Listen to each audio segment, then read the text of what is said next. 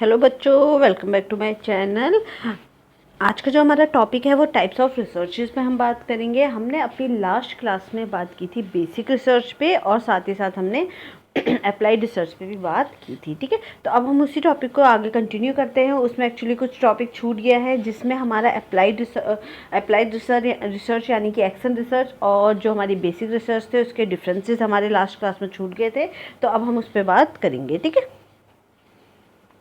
Okay. तो basic research और action research के बीच कुछ डिफरेंसेस पाया जाता है। एक्शन रिसर्च और अप्लाइड रिसर्च लगभग सेम चीज़ होती है।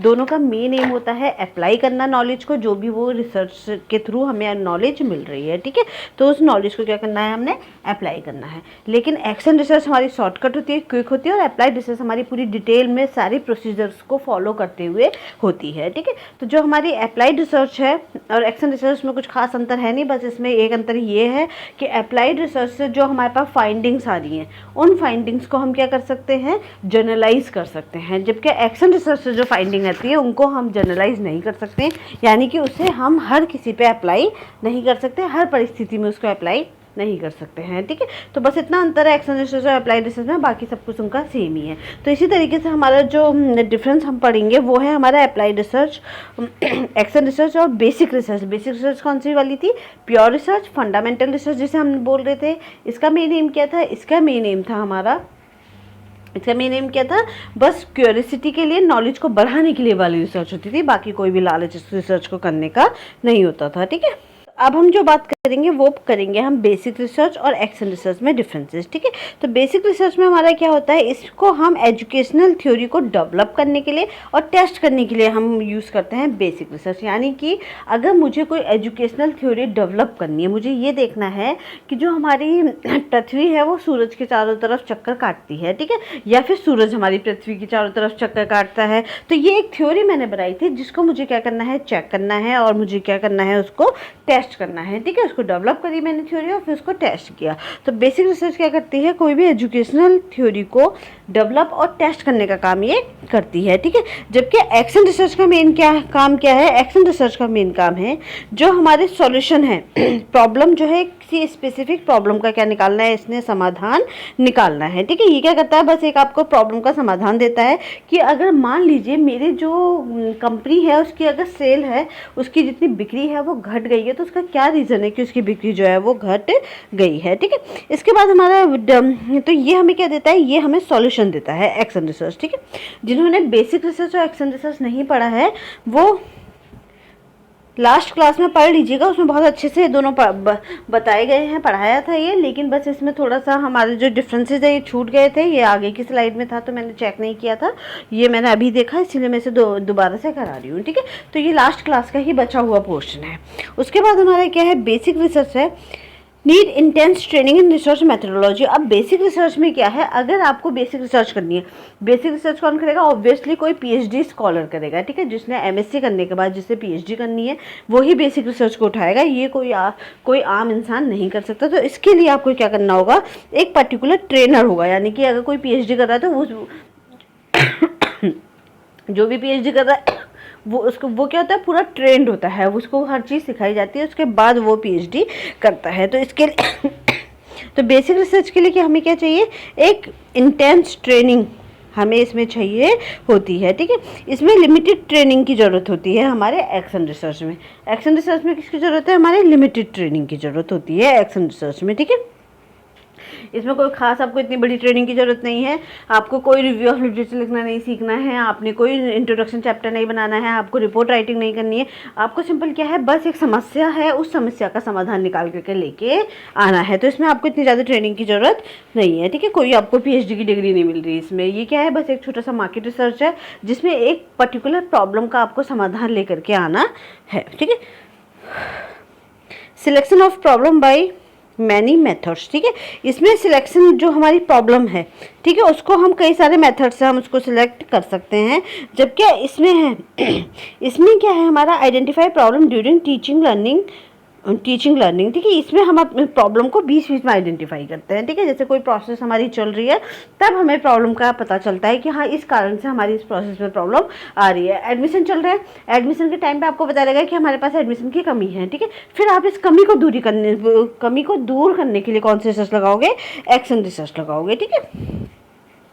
हाईली स्पेसिफिक हाइपोथेसिस होती है, इसमें हाइपोथेसिस बहुत स्पेसिफिक होती है, ठीक है। बहुत पर्टिकुलर और बेहतर तरीके की हाइपोथेसिस हम इसमें बनाएंगे, ठीक है। इसमें क्या है? Specific statement work as a hypothesis. इसमें कुछ नहीं है, इसमें जो भी हमने प्रॉब्लम बनाई थी वही हमारा हाइपोथेसिस की तरह काम करता है, ठीक है। हाइपोथेसिस क्या होती है ये हम अपना जब नेक्स्ट लेक्चर पढ़ेंगे, जिसमें हम ये पढ़ेंगे सारे स्टेप उसके, तब मैं वहाँ आपको बताऊंगी कि हाइपोथेसिस होती क्या है, ठीक है। तो इसमें क्या है? इसमें हाईली स्पेसिफिक हाइपोथेसिस होती है और इसमें क्या होता है आपका स्पेसिफिक स्टेटमेंट ही हमारा जो हमने प्रॉब्लम बनाई है कि मुझे क्या करना है, अपने जो मेरे कॉलेज में एडमिशन्स की कमी हो रही है उस कमी को दूर करना है, यही मेरी हाइपोथेसिस यहाँ बन जाएगी, ठीक है।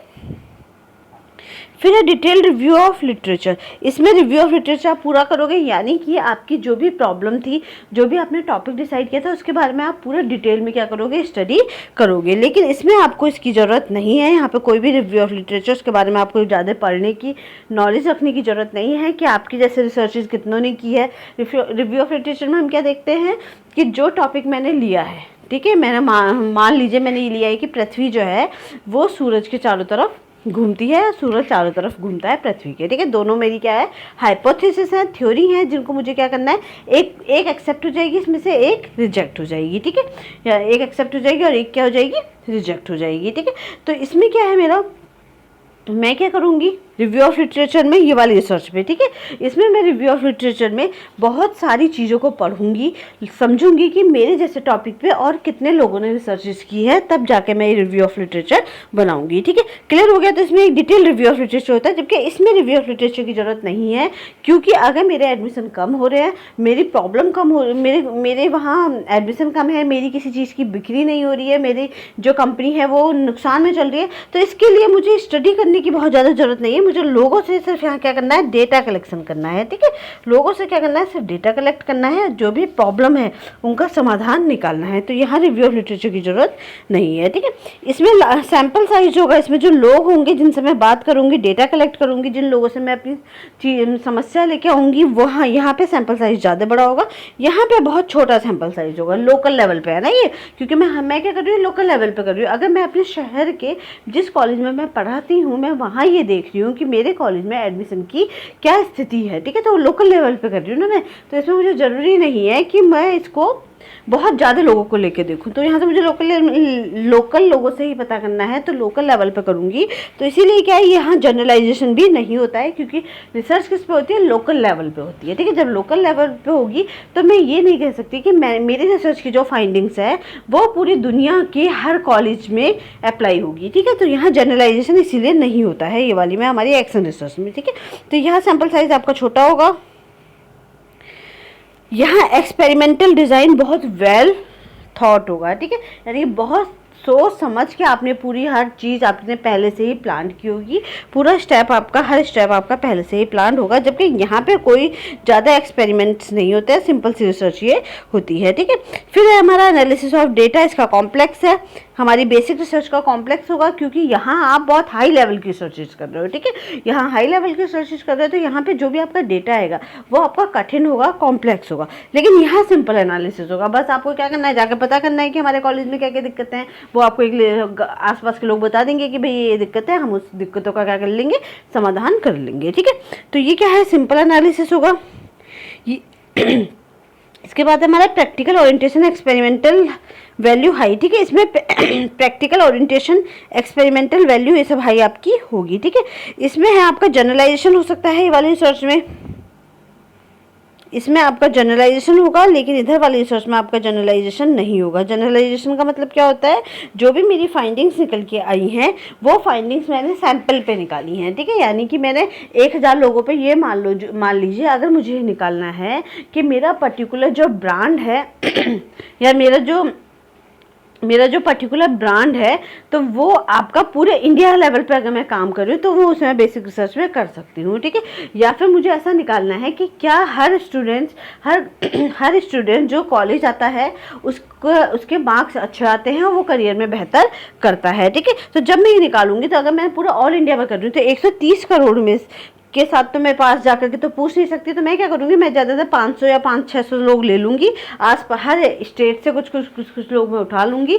उसके बाद जो मेरे को 500 लोग जो जवाब देंगे, ठीक है, कि वो उनसे मैं डिस्कस करके ये देखूँगी कि क्या सच में हमारा जो रेगुलर क्लासरूम की अटेंडेंस है वो आपके करियर को इफेक्ट करती है या नहीं करती है। जब मैंने 500 लोगों से जो फाइंडिंग्स निकाली उसको मैं कह सकती हूँ कि ये फाइंडिंग्स इसकी है 130 करोड़ जनसंख्या की है, ठीक है। तो यही जनरलाइजेशन होता है। तो आप बेसिक रिसर्च में क्या कर सकते हो, आप जनरलाइजेशन कर सकते हो, लेकिन जो आपकी लोकल रिसर्च है इसमें आप जनरलाइजेशन क्यों नहीं कर सकते हो, क्योंकि जो फाइंडिंग्स मैंने अपने लोकल एरिया में निकाली है वो मैं पूरी इंडिया में अप्लाई नहीं कर सकती, क्योंकि ये क्या है, लोकल एरिया स्पेसिफिक ये होती है, ये वाली रिसर्च हमारी एक्शन रिसर्च, ठीक है। तो यहाँ जनरलाइजेशन नहीं होगी क्योंकि फाइंडिंग्स क्या है, लोकल स्पेसिफिक है, ठीक है। इसमें जो रिजल्ट एप्लीकेशन है वो ब्रॉड होगा, ठीक है। रिजल्ट को हम बहुत पूरी दुनिया में अप्लाई कर सकते हैं। अगर मैं ये देख रही हूँ कि हमारा जो अगर मैंने बेसिक रिसर्च लगाई है तो जो भी मेरी फाइंडिंग्स आई है उसको मैं सब पे अप्लाई कर सकती हूँ कि जो भी बच्चा क्लास में रेगुलर आएगा उसकी जो करियर होगा वो बेहतर होगा, ठीक है। इसके विपरीत अगर जो बच्चा क्लास में नहीं, इसमें मैं वो ये नहीं कर सकती हूँ। यहाँ क्या होगा, मेरा रिजल्ट जो होगा वो नैरो होगा, ठीक है, क्योंकि यहाँ पे मैं जनरलाइज नहीं कर सकती हूँ, मैंने लोकल एरिया पे ही काम किया है एक स्पेसिफिक प्रॉब्लम को लेकर के, ठीक है। तो ये हमारे क्या है, ये बेसिक रिसर्च और एक्शन रिसर्च में क्या है, डिफरेंसेस हैं, ठीक है। तो ये आपको याद होने चाहिए। ये एग्जाम में एक्शन रिसर्च का कई बार एग्जाम में आता है और बहुत सिंपल सा है। अगर आपके दिमाग में कॉन्सेप्ट इसके क्लियर हो गए तो बहुत ज़्यादा टफ क्वेश्चंस नहीं आते, आप एकदम इसको सॉल्व कर लोगे, ठीक है। तो इसके बाद हमारा जो नेक्स्ट है, अब हमारी नेक्स्ट रिसर्च है, फिर है हमारा एक्सपेरिमेंटल रिसर्च, ठीक है। तो एक्सपेरिमेंटल रिसर्च अब हमने क्या क्या पढ़ लिया, हमने पढ़ ली अपनी 2 तरह की रिसर्च हमने पढ़ ली है, जिसमें बेसिक रिसर्च था और अप्लाइड रिसर्च था, ठीक है। अप्लाइड रिसर्च के अंदर हमने एक्शन रिसर्च पढ़ ली। अब इसी में हमारे नेक्स्ट रिसर्च है हमारी एक्सपेरिमेंटल रिसर्च, ठीक है। एक्सपेरिमेंटल रिसर्च में क्या होता है, इसमें हम एक्सपेरिमेंट्स करते हैं, ठीक है। मतलब बहुत जो एक लैब्स में काम हो रहा है, जो एक एक्सपेरिमेंट जो पर्टिकुलर काम होता है उसको हम एक्सपेरिमेंटल रिसर्च के थ्रू कर सकते हैं, ठीक है। ये क्या होती है, हमारी स्ट्रांगली स्पेसिफिक होती है, मतलब इसमें हवा में बातें नहीं होती है, इसमें हर जो भी काम होगा वो बिल्कुल प्रॉपर तरीके से काम होगा, ठीक है। एक्सपेरिमेंटल रिसर्च में समझ में आया। इसमें स्ट्रॉन्ग कंट्रोल ओवर वेरिएबल्स, इसमें हम क्या करते हैं, वेरिएबल्स के ऊपर हमारा एक स्ट्रॉन्ग कंट्रोल होता है, ठीक है। इसके अलावा आपका इसमें हमारा सिस्टम में वेरिएबल क्या होता है, कुछ चीज़ें, ठीक है, ऐसे याद रख लो। आप बहुत सी चीज़ों को इसमें क्या कर सकते हो, कंट्रोल कर सकते हो। तो वो चीज़ें क्या है, हमारी वेरिएबल है। इनको हम डिटेल में आगे पढ़ेंगे जब हम वेरिएबल वाला चैप्टर पढ़ेंगे, तो ठीक है। तो कुछ जो चीज़ें हैं उनको हम क्या कर सकते हैं, कंट्रोल कर सकते हैं, ठीक है। तो इसमें आप कंट्रोल कर सकते हो। इसका आंसर क्या है, इसका एग्जाम्पल क्या है, अगर हम ये देखना है हमें कि हमारी क्लास में जो बच्चे रेगुलर आ रहे हैं, ठीक है, रेगुलर बच्चे आ रहे हैं उनका रिजल्ट क्या है, और जो बच्चे रेगुलर नहीं आ रहे उनका रिजल्ट क्या है, ठीक है। अगर मुझे ये देखना है तो मैंने क्या किया है, मैं अगर उसमें एक्सपेरिमेंटल रिसर्च लगाऊंगी, ठीक है। अगर मैं एक्सपेरिमेंटल रिसर्च लगाऊंगी तो सबसे पहले मैं क्या देखूंगी कि मेरे कॉलेज में बच्चे कितने हैं। मान लो मेरे कॉलेज में 1000 बच्चे हैं, ठीक है, 1000 बच्चे हैं। अब 1000 बच्चे में मैं अब 1000 बच्चों पे तो रिसर्च नहीं करूंगी, तो मैं सोचूंगी कि चलो मैं 200 बच्चों पे रिसर्च कर रही हूँ, ठीक है। तो मैंने अपने हिसाब से जिन लोगों पे मैं काम कर सकती हूँ, तो मैंने 200 का डेटा जो है वो अपना सिलेक्ट कर लिया कि 200 का सैंपल मैंने सिलेक्ट कर लिया, नंबर ऑफ सैंपल मैंने 200 सिलेक्ट कर लिया कि मुझे 200 लोगों पे काम करना है, ठीक है, 1000 में से। समझ में। अब 200 लोगों का मतलब ये है कि मैं क्या करूँगी, अलग अलग स्ट्रीम के, यानी कि अगर मेरे कॉलेज में जितने भी सब्जेक्ट चल रहे हैं सब सब्जेक्ट से कुछ बच्चे उठा लूँगी, तो लगभग मेरे पास कितने हो जाएंगे, 200 स्टूडेंट्स आ जाएंगे 1000 में से, ठीक है। अब मैं क्या करूँगी, इन 2000 में से मेरे पास जो 200 बच्चे मैंने फाइनल सिलेक्ट किए हैं, उन 200 बच्चों में से मैं क्या करूँगी, 100 बच्चों को तो ये बोलूँगी कि आपको रेगुलर क्लास में आना है, और 100 बच्चों को मैं फ्री छोड़ दूँगी कि तुम्हें आना है तो आओ, नहीं आना है तो मत आओ, ठीक है। तो जो रेगुलर क्लास वाले बच्चे हैं ये मेरा क्या हो जाएगा, एक्सपेरिमेंटल ग्रुप हो जाएगा, ठीक है।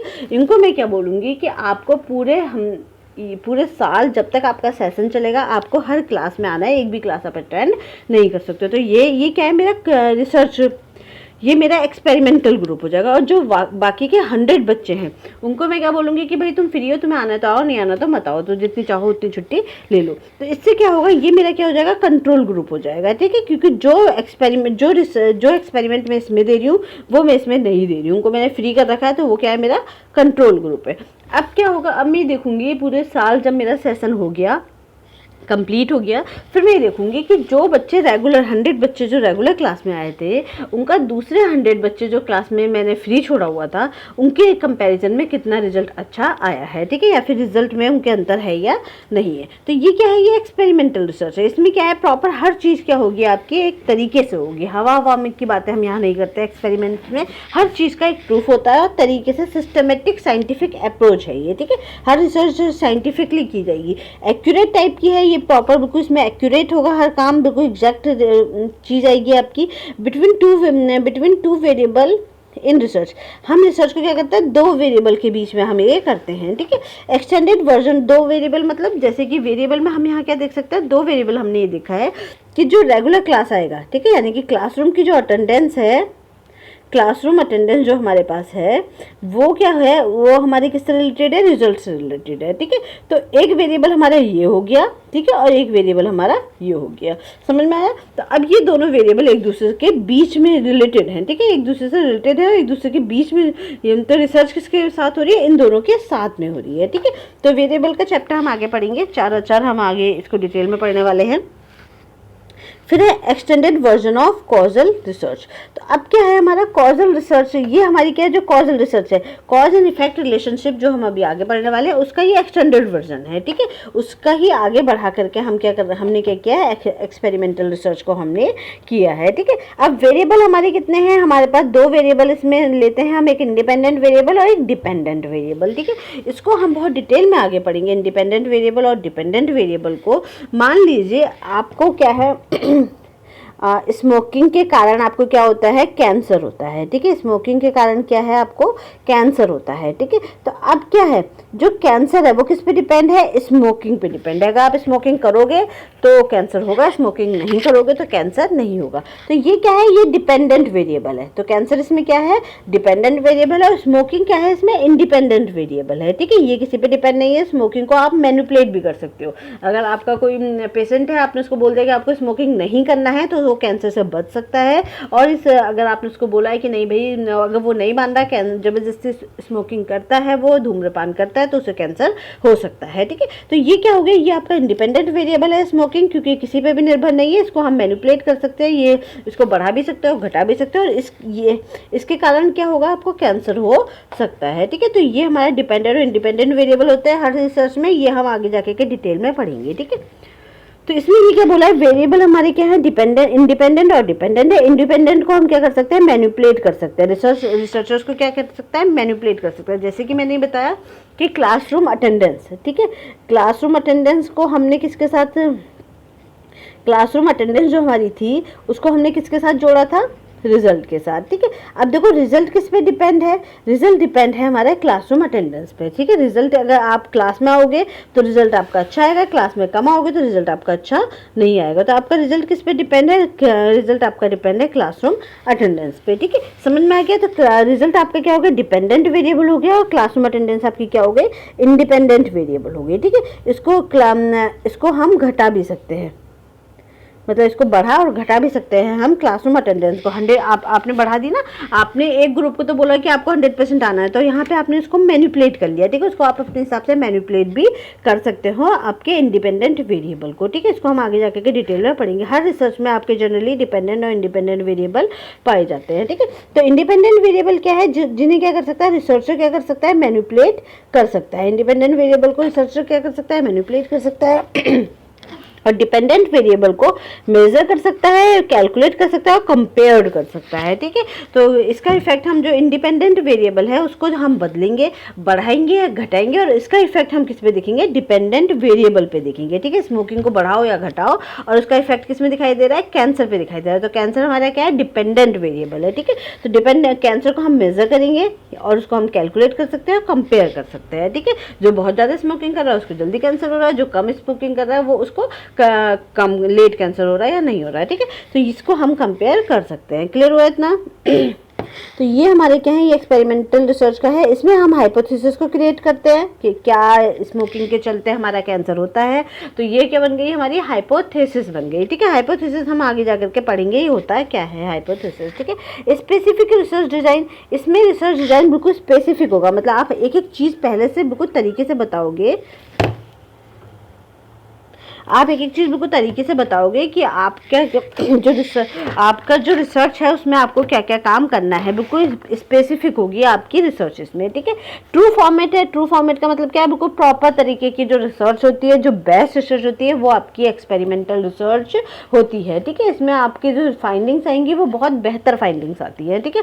क्वान्टिटेटिव रिसर्च है, इसमें आप जो रिजल्ट निकलेगा उसको आप क्या बता सकते हो, क्वांटिटी यानी कि बिल्कुल परसेंटेज में निकाल के बता सकते हो, या क्वांटिटी किसी गिनती के थ्रू, या बिल्कुल एक 100% रिजल्ट आप इसमें निकाल के दे सकते हो। कैन बी जर्नलाइज्ड, इसके जो फाइंडिंग्स हैं उनको हम क्या कर सकते हैं, जर्नलाइज कर सकते हैं। जर्नलाइजेशन मैंने आपको क्या बताया था कि जो भी हम सैंपल के साथ रिसर्च कर रहे हैं उसको हम क्या कर सकते हैं, सब पे अप्लाई कर सकते हैं, ठीक है। इसको हम आगे और डिटेल में पढ़ेंगे, ठीक है। एक्सट्रीमली स्पेसिफिक होती है ये, एक्सट्रीमली स्पेसिफिक मतलब बिल्कुल प्रॉपर तरीके से होगी, ठीक है। ऐसा नहीं है कि मैंने 100% जिसको बोला है वो कभी आ रहे हैं बच्चे उसमें से और कभी नहीं आ रहे हैं, तो वो रिसर्च मेरी सही नहीं कहलाएगी। अगर मुझे अपनी रिसर्च सही करनी है तो जो मेरे जो सैंपल है, जो 100 बच्चे हैं जिनको रेगुलर क्लास में आना है उनको रेगुलर क्लास में आना ही होगा, ठीक है। ऐसा अगर वो नहीं आते हैं या वो छुट्टी ले लेते हैं या उनमें से कोई बच्चा मेडिकल लीव पे चला जाता है तो उससे क्या होगा, उससे मेरा जो फाइंडिंग्स है वो बेहतर नहीं आएगी। इसलिए एक्सट्रीमली स्पेसिफिक होती है, बिल्कुल प्रॉपर होती है ये, ठीक है। स्ट्रॉन्ग कंट्रोल ओवर वेरिएबल, इसमें वेरिएबल पे आपके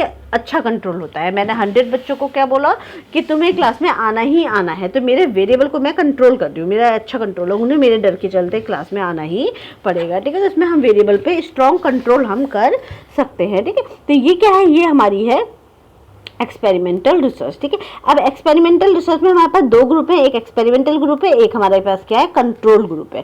एक्सपेरिमेंटल ग्रुप कौन सा वाला बताया था, जिसपे हम क्या करते हैं, एक्सपेरिमेंट करते हैं, ठीक है।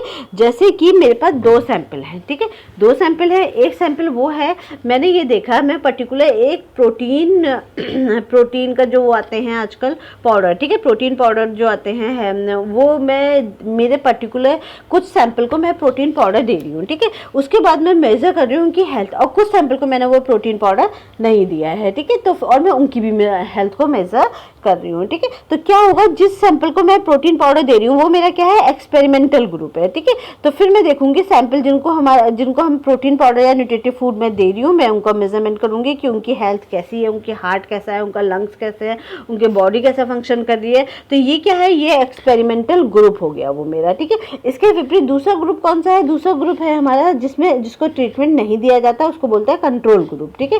Sample who does not gate nutritive food, वो सैंपल जिसको हमने न्यूट्रिटिव फूड नहीं दिया। जैसे कि आपने देखा होगा आजकल वीगन डाइट बहुत चल रही है, जो बिना मिल्क के जो एनिमल फूड से बिल्कुल दूर रहता है, चाहे मिल्क हो, मिल्क पनीर कर्ड कुछ भी नहीं लेते हैं, वो मिल्क को भी अवॉइड करते हैं अपने फूड से, और साथ ही साथ एग और नॉनवेज तो वो अवॉइड करते ही करते हैं, ठीक है। तो जितने भी एनिमल सोर्सेज से फूड मिलते हैं वो उनको बिल्कुल ही हटा देते हैं, उसको क्या बोलते हैं, वीगन डाइट बोलते हैं। आजकल बड़ा पॉपुलर है वीगन डाइट, क्योंकि इससे क्या है, कोलेस्ट्रॉल कंट्रोल में रहता है और जो कि हार्ट है वो हेल्दी रहता है, लोगों का मानना ये है वीगन डाइट से। तो हम क्या कर सकते हैं, मैंने 100 सैंपल ऐसे लिए जो वीगन डाइट फॉलो कर रहे हैं, यानी कि जिनका क्या है, जो क्या अपनी डाइट में एनिमल सोर्सेज से रिलेटेड कुछ भी नहीं लेते। फिर मैंने उनको 1 महीना मैंने वीगन डाइट पे रखा। फिर मैंने देखा कि 1 मंथ उनको वीगन डाइट में रखने के बाद मैंने ये देखा कि 1 मंथ बाद उनके हार्ट की हेल्थ कैसी है, उनका हार्ट जो है, उनका कोलेस्ट्रॉल लेवल कितना कंट्रोल में है। तो वो क्या हो जाएगा, मेरा एक्सपेरिमेंटल ग्रुप हो जाएगा। इसके विपरीत जो दूसरा ग्रुप है, जिसको मैंने कुछ भी नहीं दिया, जो वीगन डाइट पे नहीं है, उसको मैंने बोला कुछ भी खा लो भैया, तुम्हें जो खाना है, ठीक है, या जिनको मैं मिल्क वाली डाइट पे रख रही हूँ, ठीक है। एक तो वो है जिसको मैंने मिल्क प्रोडक्ट्स बिल्कुल बंद कर दिया, और एक सैंपल वो है 100 का जिससे मैं मिल्क प्रोडक्ट वाले प्रोडक्ट खाने दे रही हूँ, ठीक है। फिर मैंने उन दोनों को कंपेयर किया कि दोनों में से किसके हार्ट आपकी हेल्थ अच्छी है। तो जिसको मैंने अलाउ कर दिया कि तुम जाओ भैया, जो तुम्हें खाना है खाओ, दूध से बने हुए प्रोडक्ट्स जितने भी तुम्हें लेना है तुम ले लो, एग पनीर वगैरह जो भी तुम्हें खाना है, वो क्या है, वो कंट्रोल ग्रुप हो गया। ठीक है, क्यों? क्योंकि इसको ट्रीटमेंट नहीं मिल रहा है। इसको क्या नहीं मिल रहा है? ट्रीटमेंट नहीं मिल रहा है, इसको फ्री छोड़ा हुआ है। जिसको हम ट्रीटमेंट देते हैं वो क्या है, हमारा एक्सपेरिमेंटल ग्रुप है। ठीक है, तो sample who does not gate nutritive food, ठीक है, जिसको न्यूट्रिटिव फूड नहीं मिल रहा है वो हमारा क्या है, कंट्रोल ग्रुप है। ठीक है, तो समझ में आ गया होगा। एक्सपेरिमेंटल ग्रुप वो होता है जिसमें हम एक्सपेरिमेंट करते हैं। मैंने ये देखना है कि कितने लोगों को जो वीगन डाइट है वो हार्ट पेशेंट पे मैंने काम किया। मैंने 200 हार्ट पेशेंट लिए, जितने भी हार्ट पेशेंट थे मैंने 200 ले लिए। उसमें से 100 को तो मैंने वीगन डाइट पे रखा, उन्हें मिल्क प्रोडक्ट को हटा दिए, बाकी 100 को मैंने जो वो चाहते हैं उनको खाने दिया। ठीक है, तो जिनको मैंने वीगन डाइट पे रखा था, जिनके उससे मैंने मिल्क प्रोडक्ट हटा दिए थे, वो मेरे एक्सपेरिमेंटल ग्रुप है। और जिनको मैंने फ्री छोड़ा हुआ है वो मेरा कंट्रोल ग्रुप है। क्यों? क्योंकि उनको ट्रीटमेंट नहीं दिया गया है। ठीक है, इसलिए उसको क्या बोलते हैं, कंट्रोल ग्रुप बोलते हैं। ठीक है, अब हमारा इसमें है इसी में हमारा है इंडिपेंडेंट वेरिएबल। और हमारा इंडिपेंडेंट वेरिएबल कौन से होते हैं, जिनको हम मैनिपुलेट कर सकते हैं और चेंज कर सकते हैं। ठीक है, जैसे इसमें क्या होगा, अगर मुझे वीगन डाइट रखनी है, ठीक है, वीगन डाइट से क्या होगा, मुझे क्या चेक करना है, कोलेस्ट्रॉल चेक करना है। ठीक है, कोलेस्ट्रॉल चेक करना है। तो वीगन डाइट क्या है, मेरा इंडिपेंडेंट वेरिएबल है। ठीक है, इसको मैं घटा और बढ़ा सकती हूँ। और कोलेस्ट्रॉल क्या है, ये डिपेंडेंट वेरिएबल है। क्योंकि किस पे डिपेंड है, ये वीगन डाइट पे डिपेंड है। ठीक है, तो ये क्या है, आपका जो इंडिपेंडेंट वेरिएबल होता है उसको हम मैनिपुलेट कर सकते हैं।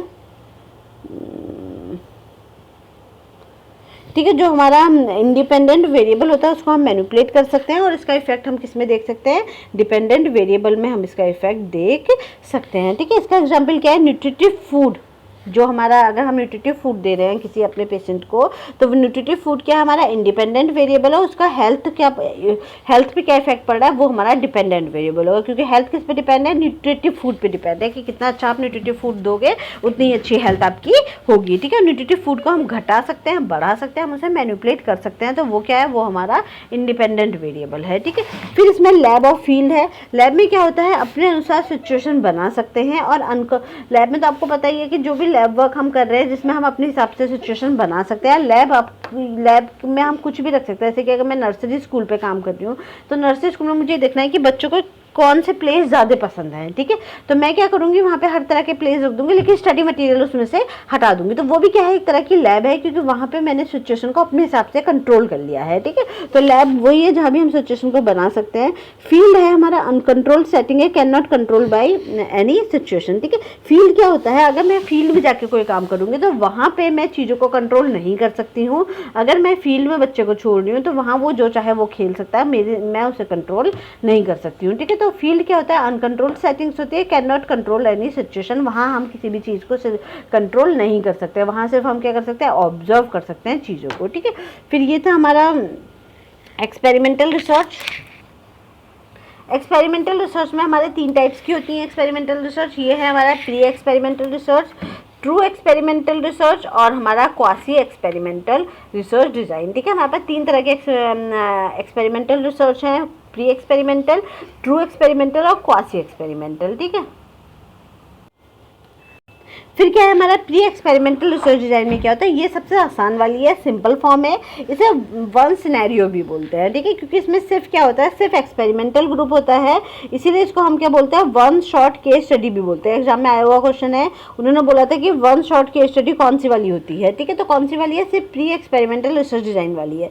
इसमें नो कंपैरिजन बिटवीन 2 ग्रुप्स। ठीक है, 2 ग्रुप्स के बीच में कोई भी कंपैरिजन इसमें नहीं होता है, क्योंकि इसमें क्या होता है, हमारे पास सिर्फ एक ग्रुप होता है। यानी कि अगर मुझे ये देखना है कि मेरे स्टूडेंट जो क्लास में आएंगे वो उनका रिजल्ट कैसा रहेगा, तो यहाँ पे मेरे पास क्या होंगे, सिर्फ 100 स्टूडेंट होंगे जिनको मैंने ये बोला है कि आपको क्लास आना है। ठीक है, मेरे पास कंपेयर करने के लिए दूसरा ग्रुप मैंने इसमें नहीं लिया है। ठीक है, तो ये क्या है, ये सिंपलेस्ट फॉर्म है। इसमें वन सिनेरियो बोलते हैं, क्योंकि हमारे पास क्या होता है, सिर्फ एक ही ग्रुप होता है, इसमें कंपेरिजन के लिए दूसरा ग्रुप हमारे पास नहीं नहीं होता, यानी कि सिर्फ क्या होगा, एक्सपेरिमेंटल ग्रुप होगा, कंट्रोल ग्रुप इसमें नहीं पाया जाता है। ठीक है, सिर्फ इसमें एक्सपेरिमेंटल ग्रुप पाया जाता है, कंट्रोल ग्रुप नहीं पाया जाता है। वन शॉट केस स्टडी इसको हम बोल सकते हैं, वन शॉट केस स्टडी हो सकता है क्योंकि इसमें एक ही ग्रुप पाया जा रहा है और दो ग्रुप के बीच में इसमें कंपैरिजन नहीं होता है। ठीक है, तो ये क्या है, ये हमारा प्री एक्सपेरिमेंटल रिसर्च डिजाइन है। दूसरा है हमारा ट्रू एक्सपेरिमेंटल रिसर्च डिजाइन, ये मोस्ट एक्यूरेट है, ये सबसे अच्छी वाली होती है। ठीक है, सबसे पर्टिकुलर, सबसे परफेक्ट रिजल्ट ये देती है। क्यों? क्योंकि इसमें आपके पास क्या क्या है, इसमें आपके पास कंट्रोल ग्रुप भी होता है और एक्सपेरिमेंटल ग्रुप भी होता है, और ये आपकी हाइपोथेसिस को प्रूफ और डिसप्रूफ करने में भी हेल्प करता है कि जो चीज़ मैंने सोची थी अपने रिसर्च में, क्या वो सही निकल के आई या फिर नहीं आई। ठीक है, उसमें भी ये हेल्प करता है। इसके साथ ही साथ कंट्रोल ग्रुप और एक्सपेरिमेंटल ग्रुप पाए जाते हैं, यानी कि इसमें 100 स्टूडेंट तो मेरे पास वो भी होंगे जिनको मैंने रेगुलर आने को बोला है कि भाई तो आपको क्लास में आना ही आना है, और बाकी 100 स्टूडेंट वो भी होंगे जिन्हें मैंने फ्री छोड़ा है। फिर मैं इन दोनों को क्या कर दूँगी, आपस में कंपेयर कर दूँगी दोनों के रिजल्ट को, कि जो रेगुलर आ रहे थे उनका रिजल्ट कैसा आया, जो रेगुलर नहीं आ रहे थे उनका रिजल्ट कैसा आया। ठीक है, यहाँ पे वेरिएबल को आप मैनिपुलेट कर सकते हो और इसमें रैंडम डिस्ट्रीब्यूशन होता है। सबसे इंपॉर्टेंट है ये वाले लाइन। रैंडम डिस्ट्रीब्यूशन का मतलब क्या होता है, अगर मैंने 100 स्टूडेंट्स लिए हैं, ठीक है, मैंने क्या किया, मैंने अपनी क्लास, मैंने हर जगह से 100 स्टूडेंट्स ले लिए, ठीक है, हर डिपार्टमेंट से थोड़े थोड़े बच्चे लेकर के अपने 100 का मैंने वो बना लिया जिन्हें मैंने बोला है कि रेगुलर क्लास में आना है, 100 वो बच्चे बना लिए जिन्हें मैंने बोला है कि आपको कंपलसरी नहीं है, जब मन करे तब आ जाओ। ठीक है, तो ये क्या है, इससे क्या होगा, अब इसमें मैं अगर 100 बच्चे सारे टॉपर्स ले लूँ क्लास में आने वाले, तो मेरी फाइंडिंग सही नहीं आएगी। अगर टॉपर्स बच्चे हैं तो वैसे ही अच्छे हैं ना पढ़ने में, तो वो अगर वो उसके बाद वो फाइंडिंग्स और भी, तो मेरी फाइंडिंग्स रियल नहीं होगी, वो भले ही उनका रिजल्ट अच्छा होगा लेकिन फाइंडिंग्स रियल नहीं होगी। तो यहाँ मुझे क्या देखना है, रैंडम डिस्ट्रीब्यूशन देखना है कि बिना किसी पक्षपात के मैं ये ना करूँ कि सब टॉपर्स ही हों, मिक्सअप बच्चे हों, मैं बिना सोचे समझे सैंपल लूँ कि हर क्लास में से अगर मैंने उठाना है तो कोई भी 10 बच्चे उठा लिए। ठीक है, ऐसे करके मेरे पास 10 स्ट्रीम चल रहे हैं, तो हर क्लास से मैंने कोई भी 10 बच्चे उठा लिए। ऐसा नहीं सोचा कि टॉपर है या टॉपर नहीं है, मैंने कुछ नहीं सोचा, बस मैंने क्या किया, चिट बनाई और चिट से मैंने 10-10 बच्चों के नाम हर क्लास से निकाल लिए। ठीक है, तो वो क्या है, वो रैंडम डिस्ट्रीब्यूशन होता है। ठीक है, ये हम सैम्पलिंग में भी अभी आगे पढ़ेंगे रैंडम डिस्ट्रीब्यूशन को। तो इसमें क्या होता है, इसमें आपका डिस्ट्रीब्यूशन क्या होगा, रैंडम होगा। ठीक है, ये आप ऐसा बिना सोचे समझे सैंपल को लोगे, ऐसा नहीं सोचोगे कि मेरी फाइंडिंग्स अच्छी आएंगी अगर मैं सारे इंटेलिजेंट बच्चे को बोलूँगी तुम्हें क्लास में आना है, बाकी सारे बुद्धू बच्चों को बोलूँगी तुम क्लास में मत आओ। ठीक है, तो ऐसा नहीं होना चाहिए, सब मिक्सअप होना चाहिए। मैंने ये चीज़ सोची ही नहीं है, मैंने चिट बनाए हैं और हर क्लास से 10-10 बच्चों को चिट के 10-10 बच्चों के नाम मैंने ले लिए हैं और 100 बच्चों का सैंपल मेरे पास हो गया है। तो वो क्या हो गया, रैंडम डिस्ट्रीब्यूशन हो गया। ठीक है, तो ट्रू एक्सपेरिमेंटल रिसर्च डिजाइन में क्या है, एक तो इसमें आपके पास कंट्रोल ग्रुप भी होगा, एक्सपेरिमेंटल ग्रुप भी होगा, वेरिएबल को आप यहाँ पे मैनिपुलेट कर सकते हो और यहाँ पे रैंडम डिस्ट्रीब्यूशन होगा। ठीक है, रैंडम डिस्ट्रीब्यूशन के बारे में भी हम रिसर्च वो पढ़ेंगे सैंपल, तो उसमें काफ़ी अच्छे से है ये। ठीक है, फिर है quasi experimental research design, third वाला है हमारे पास क्वासी एक्सपेरिमेंटल रिसर्च डिजाइन। इसमें क्या होता है, ये भी हमारे ट्रू एक्सपेरिमेंटल रिसर्च की इसकी तरह ही होता है। ठीक है, क्वासी वाला भी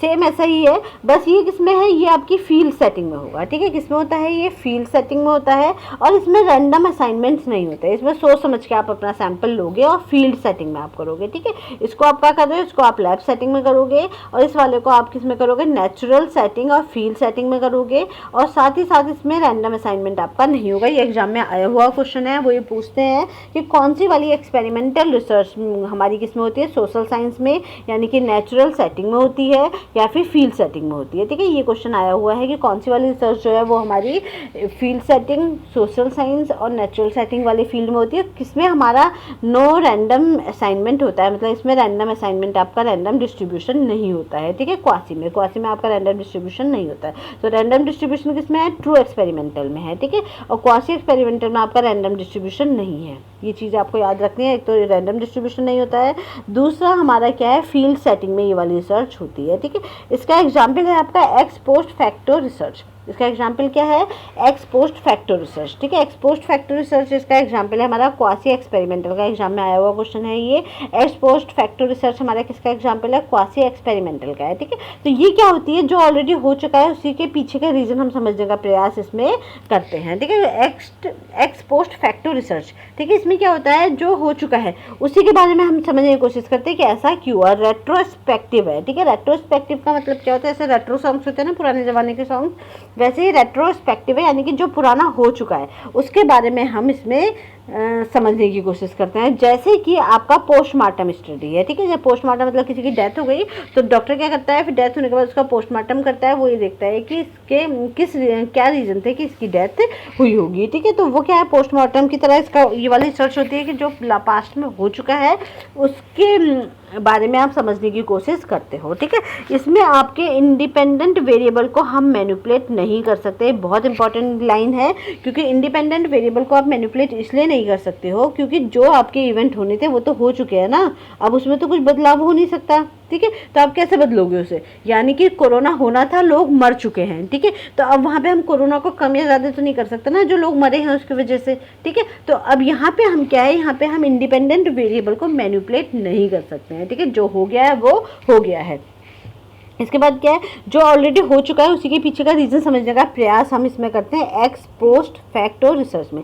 इसलिए इसका नाम क्या है, एक्स पोस्ट फैक्टो रिसर्च, ठीक है। जो पास्ट में हो चुका है, एक्स हो चुका है, जो पास्ट में हो चुका है वो वाली रिसर्च हम इसमें देखते हैं। तो ये क्वासी एक्सपेरिमेंटल रिसर्च डिज़ाइन का ही एक एग्जाम्पल है, ठीक है। कॉस्टली कम होती है ये, टाइम कंज्यूमिंग कम कॉस्टली होती है, कम टाइम कंज्यूमिंग भी होती है ये, ठीक है।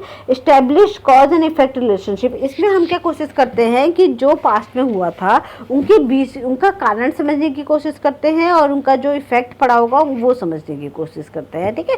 तो ये तीन तरह की हमारी क्या एक्सपेरिमेंटल रिसर्च थी, प्री एक्सपेरिमेंटल, ट्रू एक्सपेरिमेंटल और क्वासी एक्सपेरिमेंटल, ठीक है। एक्स पोस्ट फैक्टो रिसर्च हमारी किसका है, क्वासी एक्सपेरिमेंटल का ये एक एग्जाम्पल है। प्री एक्सपेरिमेंटल हमारे क्या है, वन सिनेरियो है, ठीक है, इसमें सिर्फ एक्सपेरिमेंटल ग्रुप होता है, इसे वन शॉट भी बोलते हैं। ट्रू एक्सपेरिमेंटल रिसर्च डिजाइन हमारा क्या है, इसमें आपके पास कंट्रोल ग्रुप और एक्सपेरिमेंटल ग्रुप दोनों होंगे, वेरिएबल को हम यहाँ मैनिपुलेट कर सकते हैं और रैंडम डिस्ट्रीब्यूशन होगा इसमें, ठीक है। जबकि क्वासी एक्सपेरिमेंटल क्या है, फील्ड सेटिंग में करते हैं, इसको हम सोशल सेटिंग में करते हैं, इसको हम फील्ड सेटिंग और सोशल साइंस में करते हैं, नेचुरल सेटिंग में करते हैं, और यहाँ पे हमारा कंट्रोल डिस्ट्रीब्यूशन होता है, ठीक है। तो ये हमारी तीन तरह की एक्सपेरिमेंटल रिसर्च हो गई। तो एक्सपेरिमेंटल रिसर्च को मैंने शॉर्टकट में, बहुत शॉर्टकट में जो मेन चीज़ें थी वो मैंने आपको इसमें बताई हैं ताकि कम से कम डिटेल हम इसमें पढ़ें, ठीक है। इसके बाद नेक्स्ट है हमारा नेक्स्ट रिसर्च है डिस्क्रिप्टिव रिसर्च, ठीक है। तो पहले हमारी क्या थी, एक्सपेरिमेंटल रिसर्च थी, अब हमारी है डिस्क्रिप्टिव रिसर्च। फिर है हमारा डिस्क्रिप्टिव रिसर्च, ठीक है। डिस्क्रिप्टिव रिसर्च में क्या होता है कि कोई चीज़ जैसी है उसको वैसा का वैसा ही हम क्या करते हैं, डिस्क्राइब करते हैं, ठीक है। उसको क्या बोलते हैं, डिस्क्रिप्टिव रिसर्च। जैसे कि मैं देख लूँ कि किसी इंसान का सुबह से शाम तक रूटीन क्या है, ठीक है, मॉर्निंग से लेकर के इवनिंग तक का रूटीन क्या है, तो उस रूटीन को मैं ऐसा का ऐसे ही क्या कर दूँ, डिस्क्राइब कर दूँ। तो वो क्या है, किस में आएगा, आपका डिस्क्रिप्टिव रिसर्च में आएगा, ठीक है। जब हम किसी भी चीज़ को ऐसे का ऐसे ही क्या कर देते हैं, डिस्क्राइब कर देते हैं, ठीक है। Good for describe present situation, present situation को डिस्क्राइब करने के लिए बहुत अच्छा एग्जाम मेथड है, जिसमें हम क्या करते हैं, एक चीज़ को ऐसा का ऐसे ही क्या कर लेते हैं, डिस्क्राइब कर देते हैं। कंडक्ट कंपैरिजन, आप इसमें कंपैरिजन भी कर सकते हो, दो चीज़ों को बिल्कुल ऐसा का ऐसा ही डिस्क्राइब करके उनके बीच में कंपैरिजन भी आप दिखा सकते हो, ठीक है। एक्सप्लेन एग्जिस्टिंग फिनोमिना, ठीक है, इसको क्या है, जो भी हमारी घटना आसपास चल रही है या जो भी हो रहा है, जैसे कि आजकल हरियाणा में दंगे चल रहे हैं, तो उन दंगों को मैं ऐसे का ऐसे ही कि जो राइट्स चल रहे हैं उनको क्या करूँ, मैं ऐसे का ऐसे ही क्या कर लूँ, डिस्क्राइब कर दूँ, ठीक है। तो जो भी घटना चल रही है उनको हम ऐसे कैसे जब डिस्क्राइब करेंगे तो वो कौन से रिसर्च में आएगा, डिस्क्रिप्टिव रिसर्च में आएगा। जैसे केस स्टडीज़ का एक एग्जाम्पल है, ठीक है। केस स्टडी में क्या करते हैं, एक इंसान को लिया या किसी, मान लीजिए मुझे क्या करना है, महात्मा गांधी जी के जीवन में क्या करना है के बारे में, उनके जीवन के बारे में केस स्टडी करनी है, तो मैं उनके बारे में हर चीज़ को ऐसे कैसे ही डिस्क्राइब कर दूंगी, ठीक है। तो ये क्या है आपका, describe the characteristic of behaviour of the population and phenomena, ठीक है। कोई भी पॉपुलेशन है, कोई भी घटना है, उसके बिहेवियर के बारे में, उसके बारे में आपको क्या करना है, बस ऐसा का ऐसे ही आपको डिस्क्राइब कर देना है, उसके गुणों के बारे में, उसके बारे में आपको डिस्क्राइब कर देना है। अगर मैं आपके सामने खड़ी हो जाऊँ तो आप क्या करोगे, ये मैडम ऐसी हैं, इनके अंदर ये वाली क्वालिटी है, ये बुरी क्वालिटी है, आप एक चीज़ मेरी डिस्क्राइब कर दोगे, आओ बहन चुगली करो वाली, ठीक है। हमें क्या करना है, एक चीज़ को ऐसे कैसे ही जब हम डिस्क्राइब करते हैं तो कौन सी रिसर्च होती है, डिस्क्रिप्टिव रिसर्च होती है, ठीक है।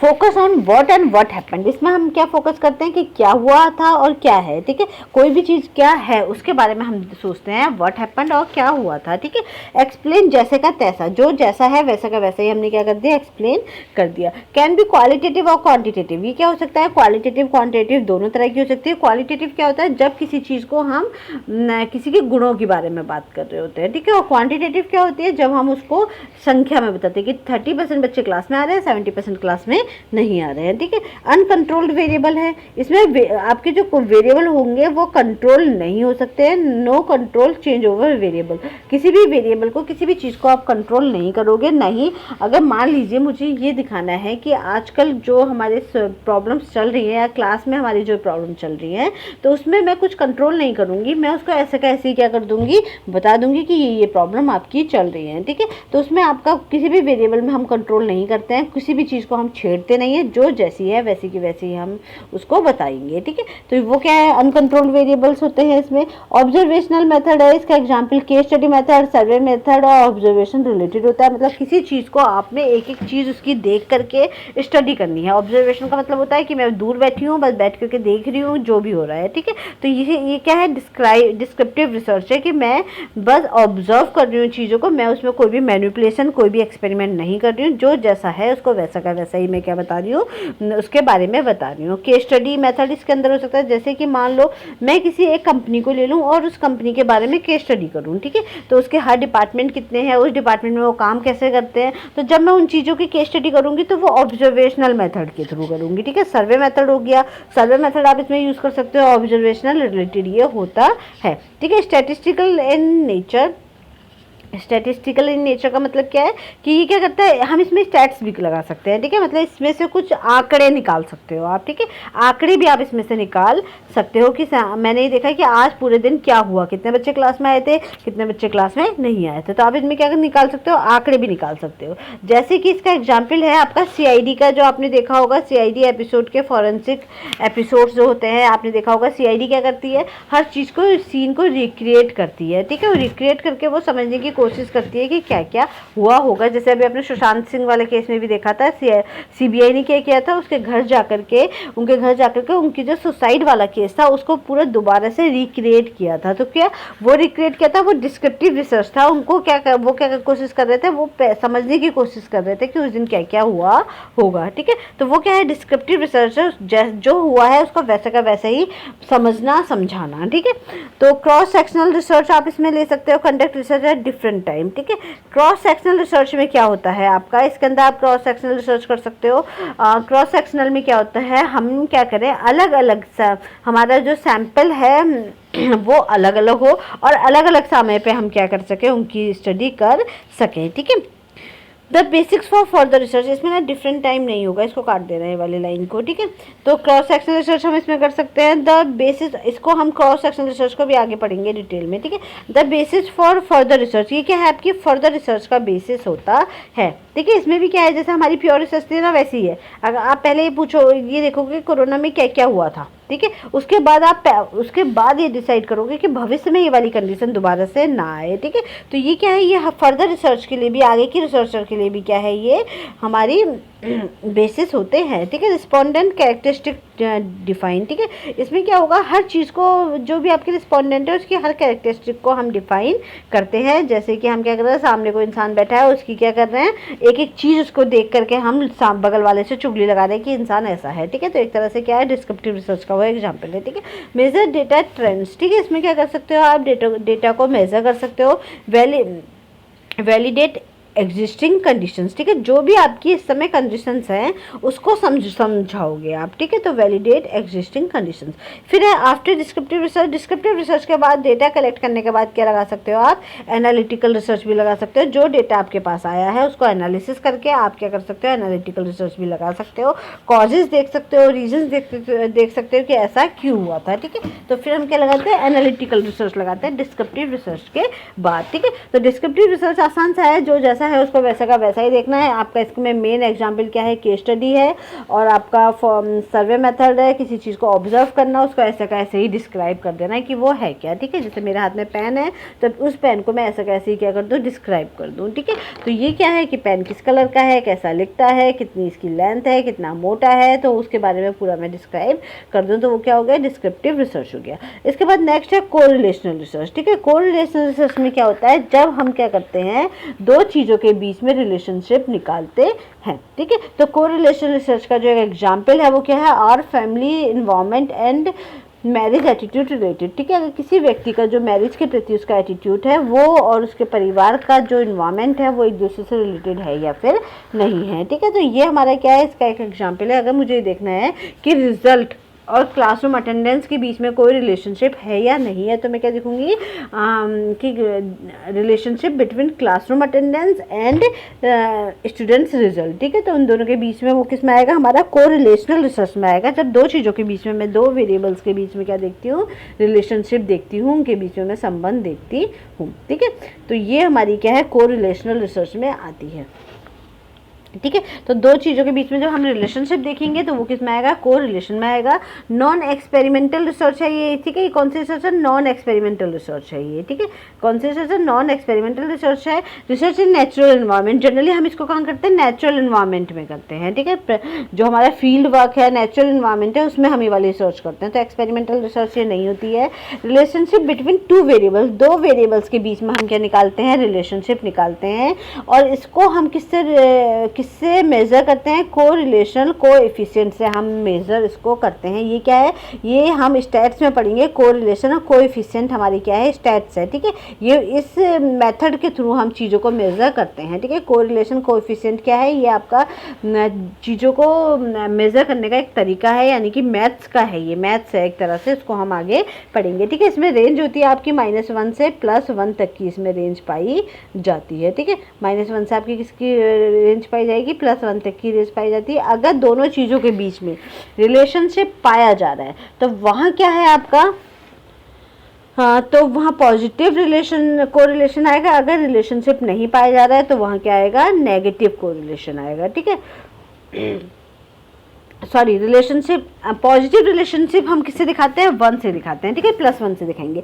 इसमें क्या होता है आपका, अगर आपका डिपेंडेंट वेरिएबल और इंडिपेंडेंट वेरिएबल साथ में घटते हैं और साथ ही में क्या, या तो घटेंगे एक साथ या एक साथ बढ़ेंगे। ठीक है, तो अगर एक वेरिएबल बढ़ रहा है तो दूसरा वेरिएबल भी अगर बढ़ेगा, और अगर एक वेरिएबल घट रहा है तो दूसरा वेरिएबल भी अगर घटता है, तो इसको क्या बोलते हैं, पॉजिटिव कोरिलेशन बोलते हैं। क्या बोलते हैं, पॉजिटिव कोरिलेशन बोलते हैं। जैसे कि अगर आप स्टडी कर रहे हो, ठीक है, आप ये देखें कि रोज 10 घंटे पढ़ने से आपके रिजल्ट में क्या असर आ रहा है। ठीक है, अगर आपने 10 घंटे रोज पढ़ने का आपने दिखाया है, ठीक है, 10 घंटे आप रोज पढ़ रहे हो, तो उसका रिजल्ट पे क्या असर आ रहा है। ठीक है, तो अगर आप 10 घंटे पढ़ रहे हो, ठीक है, तो आपका रिजल्ट भी क्या होगा, अच्छा आएगा। ठीक है, यानी कि अगर आपकी पढ़ाई बढ़ रही है तो आपका रिजल्ट भी अच्छा आएगा, रिजल्ट भी आपका बढ़ेगा। लेकिन अगर पढ़ाई आपने घटा दिया, बिल्कुल नहीं पढ़ रहे हो, तो आपका क्या होगा, रिजल्ट भी आपका घट जाएगा। ठीक है, तो ये क्या है, अगर आपका रिजल्ट, स्टडी आप बढ़ा रहे हो तो आपका रिजल्ट बढ़ेगा, अगर आप स्टडी घटा रहे हो तो आपका रिजल्ट क्या होगा, घट जाएगा। तो यहाँ पे अगर एक वेरिएबल बढ़ रहा है तो दूसरा वेरिएबल भी बढ़ रहा है, और अगर एक वेरिएबल घट रहा है तो दूसरा वेरिएबल भी घट रहा है, यानी कि डिपेंडेंट वेरिएबल और इंडिपेंडेंट वेरिएबल साथ में बढ़ते हैं। ठीक है, स्टडी आपका क्या है, इंडिपेंडेंट वेरिएबल है, क्योंकि आप, और मार्क्स किस पे डिपेंड कर रहे हैं, आपकी स्टडी पे डिपेंड कर रहे हैं, तो मार्क्स क्या है, आपका डिपेंडेंट वेरिएबल है। ठीक है, तो इंडिपेंडेंट वेरिएबल हमारे क्या है, स्टडी है, क्योंकि स्टडी को आप बढ़ा भी सकते हो, घटा भी सकते हो। पढ़ाई मैं खूब कभी आधा घंटा भी कर सकते हो। एक एग्जाम में मैंने रोज आधा घंटा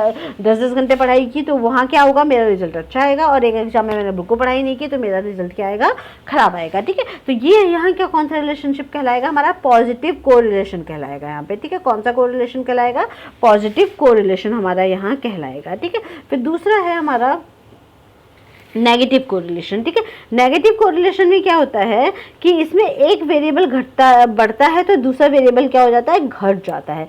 अगर ये वाला वेरिएबल बढ़ेगा तो ये वाला घटेगा, और अगर ये वाला वेरिएबल घटेगा तो ये वाला वेरिएबल बढ़ेगा। यानी कि अगर इंडिपेंडेंट वेरिएबल आपका घट रहा है, ठीक है, इंडिपेंडेंट अगर आपका घट रहा है तो डिपेंडेंट वेरिएबल आपका क्या होने लगेगा, बढ़ने लगेगा। ठीक है, और इसके विपरीत अगर इंडिपेंडेंट वेरिएबल आपका बढ़ रहा है तो डिपेंडेंट वेरिएबल क्या होगा, आपका घट जाएगा। ठीक है, जैसे कि हम अगर देखें इसमें एक वेरिएबल बढ़ता है तो दूसरा वेरिएबल घटता है, ठीक है। लिटरेसी रेट अगर आपकी बढ़ रही है यानी तो क्राइम रेट आपका क्या हो जाएगा, घटेगा, ठीक है। यानी कि जिस एरिया में आपको बहुत अच्छे से पढ़ाने वाले एरिया के एजुकेशन सिस्टम अच्छा है तो वहाँ क्राइम रेट क्या होगा, अपना आप ही घट जाएगा।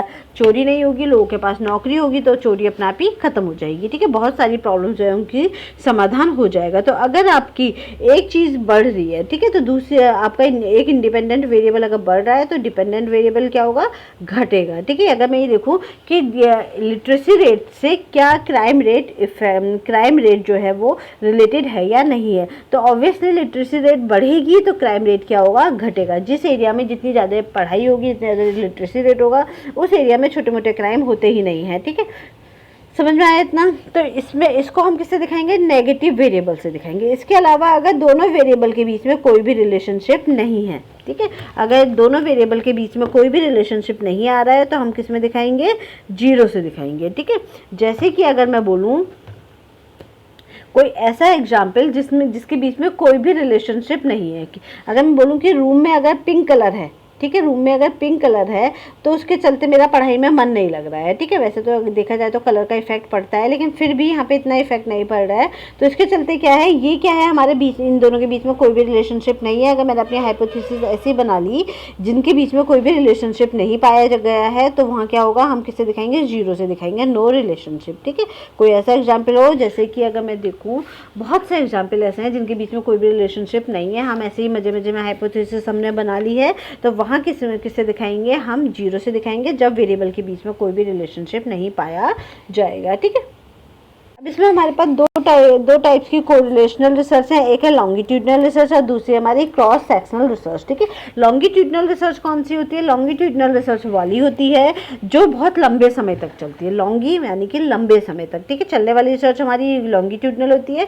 क्रॉस सेक्शनल रिसर्च होती है जो हम कम समय में, एक ही समय में हम निपटा देते हैं, ठीक है। तो इसमें क्या होता है ना, लॉन्गिट्यूडनल में अगर मुझे ये देखना है कि जो मेरे बीएससी फर्स्ट ईयर के स्टूडेंट्स हैं उनका अपने करियर के प्रति क्या सोच है, और बीएससी थर्ड ईयर के या एमएससी फाइनल ईयर के स्टूडेंट्स की अपनी करियर के प्रति क्या सोच है, ठीक है। तो अगर मुझे ये देखना है कि जब बीएससी फर्स्ट ईयर में स्टूडेंट आ रहा है, ठीक है, बीएससी फर्स्ट ईयर में जब स्टूडेंट आ रहा है, ठीक है ना, उसकी क्या, उसको कितना अवेयर है वो अपने करियर को लेकर का, और जब वो एमएससी फाइनल ईयर करके जा रहा है, ठीक है, तब वो कितना अवेयर है। तो एक मेथड तो ये है कि मैंने बीएससी फर्स्ट ईयर पे लिए बच्चे, ठीक है, फर्स्ट ईयर के मैंने 100 बच्चे ले लिए, ठीक है।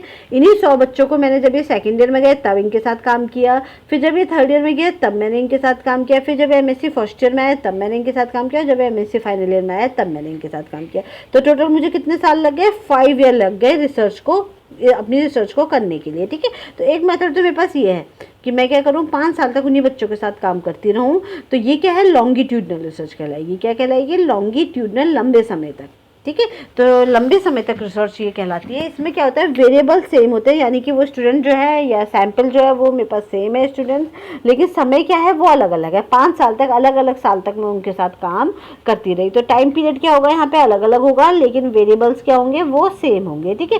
तो सैंपल यहाँ पे सेम सैंपल है, यानी कि सैंपल तो सेम है, लेकिन जो समय है वो वीक्स, मंथ या डिकेड्स तक, हजारों 10 20 साल तक लोग इसमें काम करते हैं, बल्कि इनफैक्ट 30 40 सालों तक लोगों ने इस रिसर्च के थ्रू पहले ज़माने में ये काम किए हुए हैं। लेकिन आजकल शॉर्टकट में होने लग गई है रिसर्च, पहले की हैं। यानी कि अगर मैं ये देखूं कि मेरे 100 बच्चे ऐसे हैं जिनके घर का माहौल मैंने देखा है, अब मुझे ये देखना है कि ये जो 100 बच्चे हमारे घर में छोटे इन्फेंट्स हैं, ये 20 साल बाद कैसे एडल्ट बनेंगे। तो मैं 20 साल तक उन्हीं बच्चों के साथ काम करती रहूँ, 20 साल बाद मुझे पता चल जाएगा कि इन बच्चों के घर में इस तरीके के प्रैक्टिसेस, पेरेंटिंग पाई जाती थी, जिसके चलते 20 साल बाद ये ऐसे एडल्ट बने हैं, ठीक है। तो लॉन्गिट्यूडनल में क्या होगा, मुझे 20 साल तक उन बच्चों के साथ ही काम करना होगा, ठीक है। लेकिन क्रॉस सेक्शनल में मैं क्या कर सकती हूँ, क्रॉस सेक्शनल में मैं सिंपल क्या करूँ, अगर मुझे ये देखना है कि बीएससी फर्स्ट ईयर के जो स्टूडेंट्स हैं, ठीक है, उनकी सोच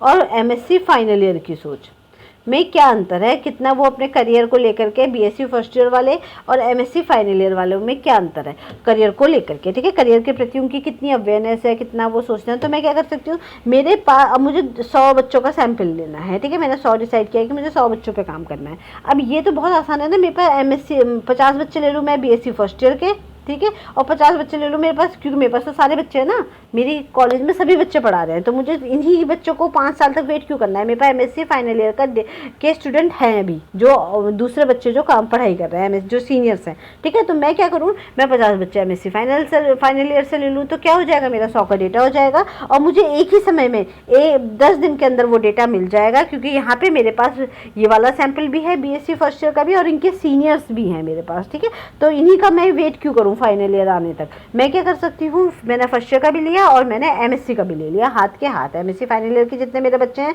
50 स्टूडेंट्स मैंने वहाँ से ले लिया, और 50 स्टूडेंट्स मैंने कहाँ से ले लिया, बीएससी फर्स्ट ईयर, हाथ के हाथ मुझे डेटा मिल जाएगा, ठीक है। तो इसको बोलते हैं क्रॉस सेक्शनल, ठीक है। क्या बोलते हैं इसको, क्रॉस सेक्शनल। तो मुझे यहाँ समय मेरा बच जाएगा, और जिन बच्चों के साथ मुझे इतने टाइम तक काम करना पड़ेगा, तो वो समय बच करके मेरा एक ही महीने में मेरे पास पूरा डेटा आ जाएगा, ठीक है। तो क्रॉस सेक्शनल रिसर्च में क्या होता है, इसमें ग्रुप जो है वो डिफरेंट होता है। इसमें ग्रुप क्या था, सेम था, ठीक है, सेम सैंपल था, सेम ग्रुप था इसमें, ठीक है। क्योंकि वही जो 100 बच्चे मैंने बीएससी फर्स्ट ईयर में लिए थे, उन्हीं को मैंने एमएससी फाइनल ईयर तक जाने तक काम किया था, ठीक है। लेकिन यहाँ पे डिफरेंट बच्चे हैं, ये 50 बच्चे तो मैंने इसी साल के जो बीएससी फर्स्ट ईयर के क्लास में थे, और इसी साल जो एमएससी फाइनल ईयर के क्लास में 50 बच्चे हैं वो मैंने ले लिए। तो ग्रुप क्या हो गया, ग्रुप मेरे पास इसमें डिफरेंट हो गया, सैंपल्स आर डिफरेंट, ठीक है। सैंपल्स क्या है इसमें डिफरेंट है कंपेयर टू वन टाइम, लेकिन समय क्या है, समय हमारे पास सेम है, ठीक है। मतलब एक समय में ही हमने अलग अलग ग्रुप को क्या कर लिया है, कंपेयर कर लिया है, ठीक है। तो समय तो हमारे पास एक ही महीने में हमने काम किया, और ग्रुप हमारे पास अलग अलग है। हमने यहाँ पे ग्रुप अलग होगा, सैंपल अलग होगा, पर समय अलग होगा। यहाँ पे क्या होगा, समय मेरे पास अलग अलग है, क्योंकि 5 साल तक मैं काम कर रही हूँ ना, तो 5 साल तक का अलग अलग समय है मेरे पास, पूरे 5 साल तक मैंने इसमें काम किया है। और जबकि ग्रुप क्या है, ग्रुप सेम है, वही 100 बच्चों पे मैंने काम किया है 5 साल तक, ठीक है। तो टाइम क्या होगा, टाइम तो इसमें अलग अलग होगा, पूरे 5 साल तक मैंने अलग अलग काम किया है, और 100 बच्चे जो हैं वो मेरे सैंपल जो है वो सेम है। यहाँ पे क्या है, यहाँ पे ग्रुप अलग अलग है, 50 बच्चे फर्स्ट ईयर के हैं और 50 बच्चे एमएससी फाइनल ईयर के हैं, लेकिन टाइम क्या है, टाइम सेम है, ठीक है। टाइम इसमें क्या है, टाइम हमारे पास इसमें सेम है, ठीक है। तो ये क्या है, ये लॉन्गिट्यूडनल क्रॉस सेक्शनल स्टडी है। लॉन्गिट्यूडनल लंबे समय तक होते हैं, क्रॉस सेक्शनल में हम क्रॉस कर लेते हैं, सेक्शंस कर लेते हैं, ठीक है। अगर लंबे समय तक हमें काम नहीं करना है तो हमारे पास जो डेटा अवेलेबल है, जैसे कि अगर मैं देखूँ, मैं एक मेथड तो ये है कि मैंने जो इन्फेंट्स के साथ काम किया, ठीक है, उन्हीं इन्फेंट्स के साथ मैं 20 साल तक उन्हीं के साथ लगी रहूँ, 20 साल बाद जब वो एडल्ट हो जाएं तो उनसे डेटा कलेक्ट कर लूँ। एक मेथड मेरे पास ये है कि मैंने इन्फेंट भी ले लिया और उस समय के जो एडल्ट हैं उनको भी ले लिया, ठीक है, जो एडल्ट एज ग्रुप के लोग भी होंगे ना आसपास, तो मैंने इन्फेंट के साथ इन्फेंट लिए, आधे इन्फेंट ले लिए, आधे एडल्ट ले लिए, तो हाथ के हाथ ही मेरा क्या आ जाएगा, डेटा आ जाएगा, ठीक है। चलो ये क्रॉस सेक्शनल रिसर्च हो गई, 2 तरह की है।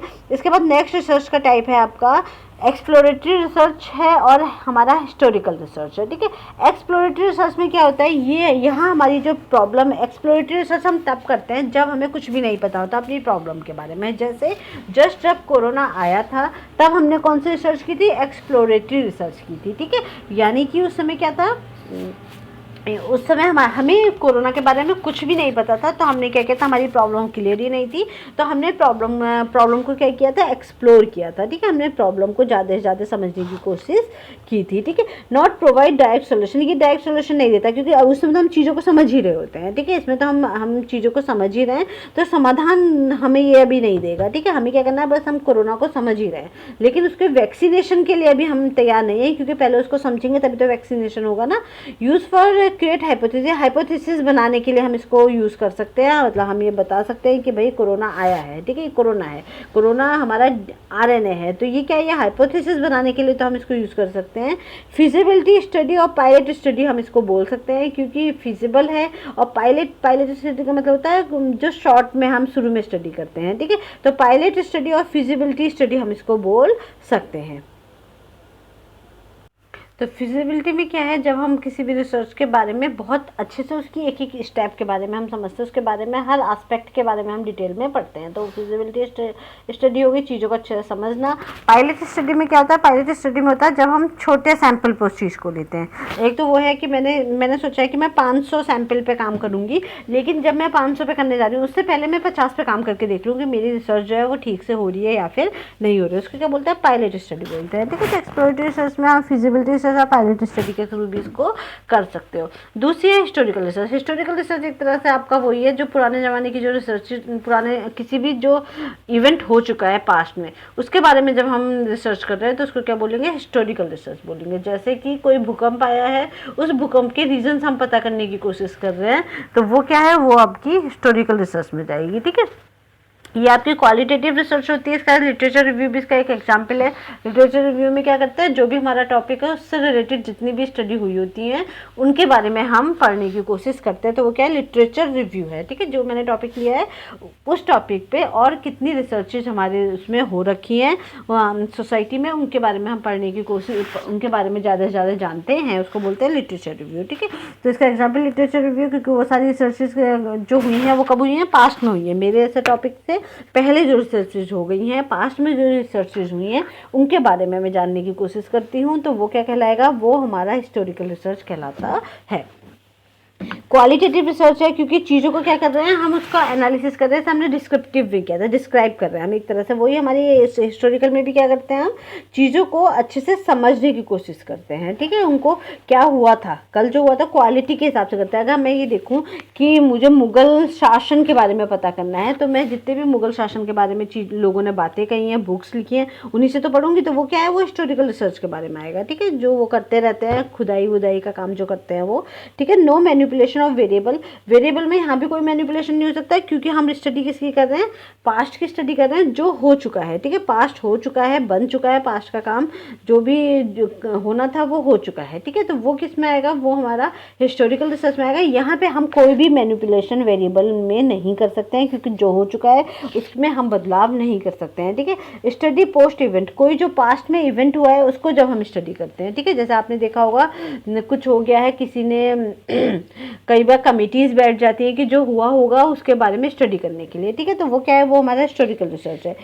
इंटरप्रेट फैक्ट, पुराने जो हुआ है उसके बारे में चीज़ों को हम इंटरप्रेट करने की कोशिश करते हैं, अनुमान लगाने की कोशिश करते हैं कि ऐसा क्यों हुआ था। ठीक है, एक्सप्लेन कॉज ऑफ इवेंट। ठीक है, जैसे कि आपने देखा था केदारनाथ में जो हमारी एक बार वो आपदा आई थी, इसमें इतना बादल फटा था, तो उसमें क्या है, हम समझने की कोशिश कर रहे हैं। जब वो सब हो गया उसके बाद हमने समझने की कोशिश की थी कि क्या रीज़न थे जिसके चलते ये हुआ होगा। ठीक है, तो वहाँ पे हम कॉजेज ऑफ इवेंट, जो भी चीज़ें थी उनको समझने की कोशिश करते हैं, इवेंट के कॉजेज को भी समझने की कोशिश करते हैं। ठीक है, explain post event and predict future event. ठीक है, हम क्या करते हैं, जो भी हमारा पोस्ट इवेंट है, जो पास्ट इवेंट है होगा, ये पोस्ट नहीं होगा, पास्ट होगा।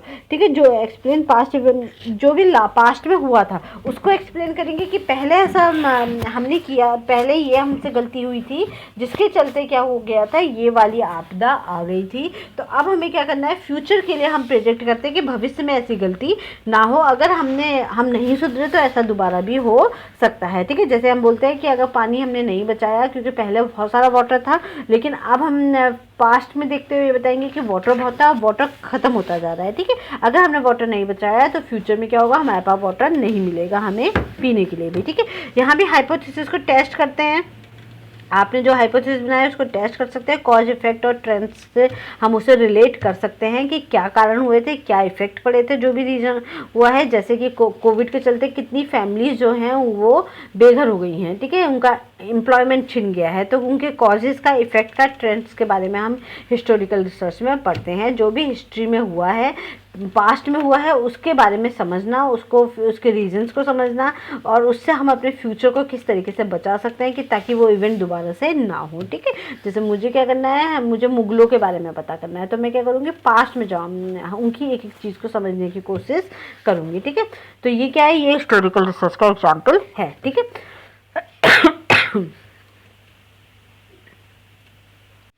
इसके बाद नेक्स्ट है हमारी एक्सप्लेनेटरी रिसर्च। ठीक है, एक्सप्लेनेटरी रिसर्च में क्या होता है कि जब चीज़ों को हम एक्सप्लेन करते हैं। ठीक है, relationship between two aspect and variable, यहाँ भी हम क्या देख रहे हैं, दो वेरिएबल्स के बीच में क्या देख रहे हैं, हम रिलेशनशिप देख रहे हैं। ठीक है, जहाँ बहुत सारी जानकारी हो, एक्सप्लेनेटरी रिसर्च हम कहाँ लगाते हैं, जहाँ बहुत सारी हमारे पास जानकारी होती है, फिर हम उस जानकारी को यूज़ करके कॉज एंड इफेक्ट रिलेशनशिप निकालते हैं कि क्या कॉज थे और क्या उसके इफेक्ट पड़े हैं। ठीक है, कि स्मोकिंग के कारण क्या होता है, कैंसर, कैंसर हो सकता है। तो स्मोकिंग के बारे में भी हमें सब कुछ पता है, कैंसर के बारे में भी हमें सब कुछ पता है। अब हम क्या कर रहे हैं, इन दोनों के बीच में रिलेशनशिप निकाल रहे हैं, ठीक है। तो एक्सप्लेनेटरी रिसर्च हम क्या है, जब बहुत सारी जानकारी होती है तब हम एक्सप्लेनेटरी रिसर्च लगाते हैं। कॉज एंड इफेक्ट रिलेशनशिप हम देखते हैं, कॉजल रिसर्च भी आप इसको बोलते हैं। इसमें वाई एंड हाउ का आंसर हम देखते हैं कि क्यों हुआ और कैसे हुआ, ठीक है। Helpful in a find of problem को फाइंड करने के लिए हेल्पफुल होता है ये। प्रोवाइड कंक्लूजन एविडेंस, ये क्या करता है, कंक्लूजन एविडेंस को प्रोवाइड करता है।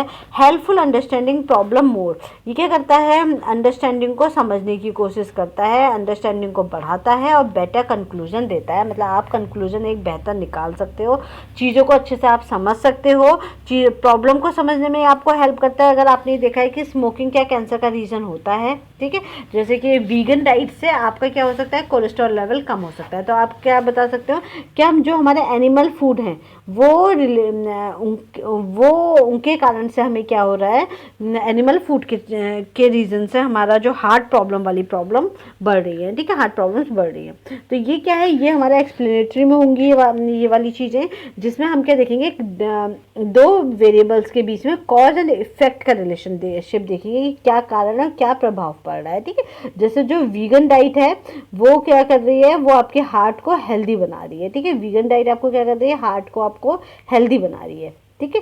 तो ये क्या हो गया आपका वीगन डाइट। आपका यहाँ क्या देखेंगे, हम वीगन डाइट का रिलेशनशिप देखेंगे, कॉज एंड इफेक्ट रिलेशनशिप देखेंगे हेल्थ पे, आपके हार्ट पे, ठीक है। तो एक्सप्लेनेटरी रिसर्च में क्या होता है, हम दो चीज़ों के बीच में कॉज एंड इफेक्ट रिलेशनशिप देखते हैं कि एक चीज़ दूसरे चीज़ पे क्या इफेक्ट कर रही है, एक वेरिएबल दूसरे वेरिएबल पे क्या इफेक्ट डाल रहा है। जैसे यहाँ स्मोकिंग क्या है, इंडिपेंडेंट वेरिएबल है, इंडिपेंडेंट वेरिएबल। कैंसर क्या हो गया, हमारा डिपेंडेंट वेरिएबल हो गया। तो इंडिपेंडेंट वेरिएबल डिपेंडेंट वेरिएबल पे क्या इफेक्ट डाल रहा है, ये हम यहाँ पे देखते हैं, ठीक है। मेथड्स क्या हैं इसमें, आप एक्सप्लेनेटरी रिसर्च के लिए बहुत सारे मेथड्स हैं। आप क्या कर सकते हो,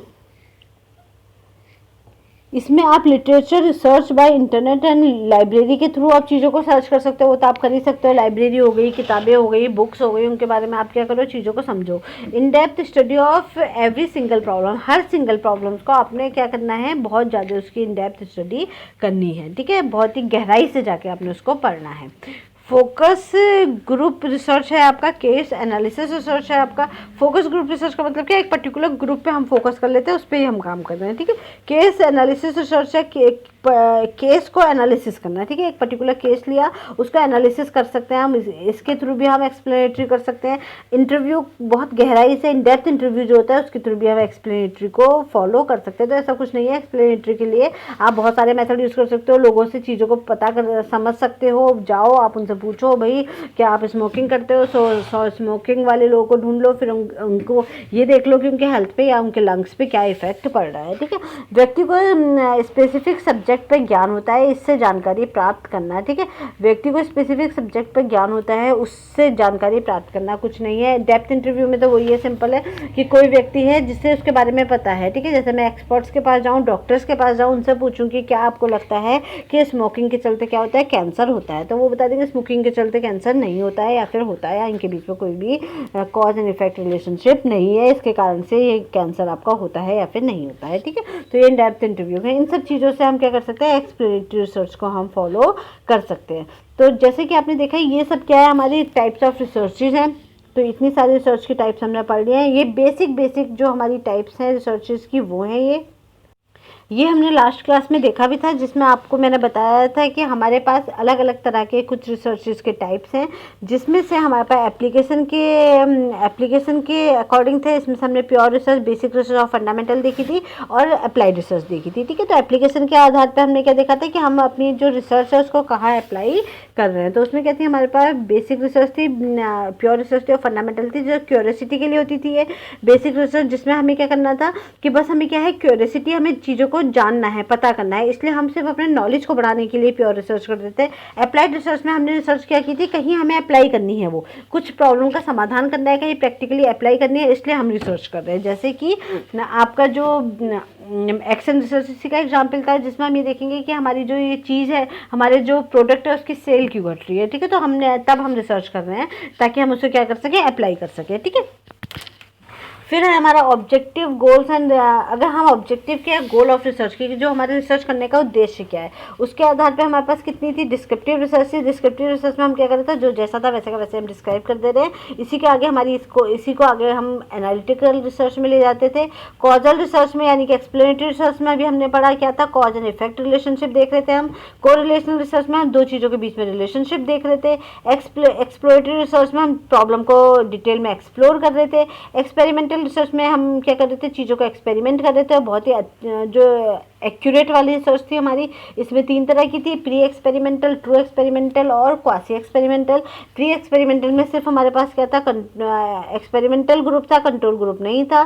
ट्रू एक्सपेरिमेंटल में हमारे पास दोनों था, और साथ ही साथ रैंडम असाइनमेंट भी, रैंडमली डिस्ट्रीब्यूशन था, और वेरिएबल को हम इसमें मैनिपुलेट भी कर सकते थे। क्वासी एक्सपेरिमेंटल का एग्जाम्पल क्या था हमारा, एक्स पोस्ट फैक्टो रिसर्च थी, जिसमें हमने क्या देखा था कि क्वासी एक्सपेरिमेंटल में एक तो ये था, ये हमारा क्या था, इसमें हमारा एक्सपेरिमेंटल ग्रुप कंट्रोल ग्रुप दोनों होते हैं, लेकिन रैंडम असाइनमेंट नहीं होता है। साथ ही साथ हम इसमें क्या कर सकते हैं,